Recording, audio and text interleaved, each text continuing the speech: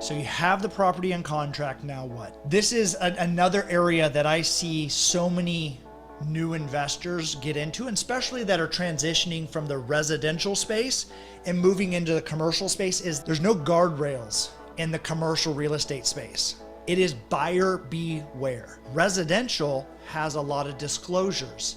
They have, an abundance of inspection reports and, things that have transacted during the recent years. And so it's pretty easy to comp like a residential house is actually oftentimes worth more money empty than it is occupied. And so in the commercial, it's the opposite. It's almost worth nothing empty, or it's the inverse, the intrinsic, sticks and bricks. And so there's a lot of things that you have to take into consideration in a commercial property that you don't have to take into account in the residential. What is the tenant? What is their credit worthiness? What is the length of their lease? Because really you might be buying a lease payment that's coming in monthly. And it becomes very, very important, the components of that lease and the way that it's structured in a legal contract that has almost little to no bearing on the real estate underneath of it. The real estate just becomes a mechanism for them to operate their business. So these are some of the things that most people don't even think about. They're just thinking, hey, I'm going to buy a building that's returning this amount of money. Why would I need to? And so it's like there's multiple layers of depth. So this is really tapping into due diligence. And I've actually created a course on due diligence because I feel like it is so important. And it is so easy to miss some of these minute details. I've had lots of people that have come to me and asked me to help them underwrite their deals.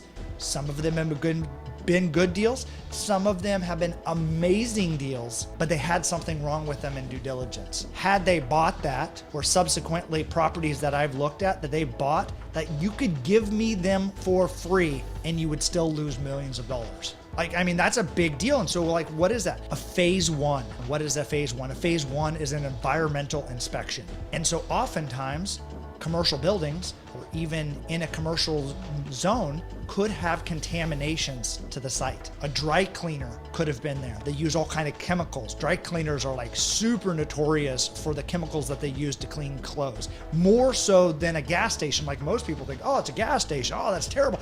Dry cleaners, way, way worse as far as from a chemical contamination.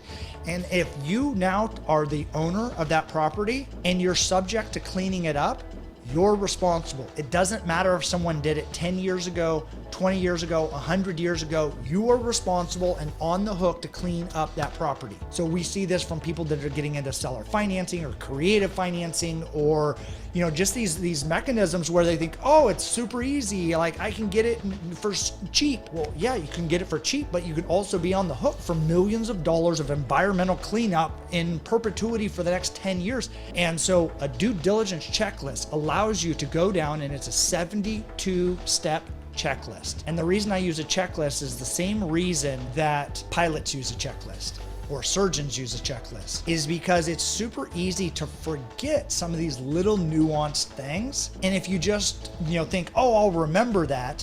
But if you systematize it, in a pilot or surgeon's case, lives are in jeopardy. They cut off the wrong leg. They crash a plane into a mountain. I'm not saying you're gonna die or lose a leg or a limb because you bought the wrong commercial deal, but sometimes you may feel like it. If you're positioned to where you could go bankrupt and put all of your personal financial net worth on the line for this deal, it's just not worth it. Systemize it, go down the checklist, and then create a much more higher probability of success by using this checklist, just like a pilot or a surgeon does.